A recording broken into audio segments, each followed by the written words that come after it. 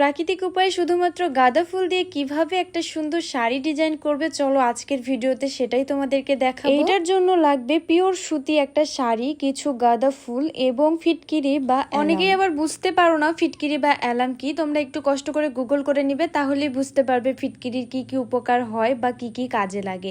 এইবার চলো আমরা কাপড়টা ডিজাইন করি। কাপড়টাকে কিন্তু প্রথমে মর্ডেন্ট করে নিতে হবে, মানে ভালোভাবে ওয়াশ করে নিয়ে সেইটা আবার ফিটকিরি জলের মধ্যে চুবিয়ে রাখতে হবে 4 থেকে 5 ঘন্টা। প্রতি 1 লিটার পানিতে ফিটকিরি লাগবে 10 থেকে 15 গ্রাম। এইবার আসি কাপড়টা ফিটকিরি দিয়ে কখন ভেজাবে। অবশ্যই কাপড়ে যে অতিরিক্ত মার বা রং থাকে সেইটা ভালোভাবে ডিটারজেন্ট দিয়ে তুলে নিয়ে তারপরে কিন্তু ফিটকিরি জলে ভিজিয়ে রাখতে হবে। এরপর ফিটকিরি জল থেকে তুলে এটা শক্ত করে চিপে নিয়ে সেইটার ওপরে সুন্দরভাবে ফুলগুলো ছড়িয়ে ছিটিয়ে দিয়ে শক্ত করে এটা রোল করে বাঁধতে হবে। এরপরে এটাকে 25 থেকে 30 মিনিটের মতো ভাপ দিলেই কিন্তু ফুলের যত কালার সব কাপড়ে লেগে যাবে। আর ফিটকিরি ব্যবহার করার জন্য এই কাপড় থেকে কালার কিন্তু একদমই উঠবে না এবং কালারটাও কিন্তু অনেক গাঢ় হবে। আমার প্রায় ভাপ দেওয়া শেষ হয়ে গেছে, এবার এটাকে খুলে দেখার পালা ভেতরে আসলে কেমন কালার হয়েছে।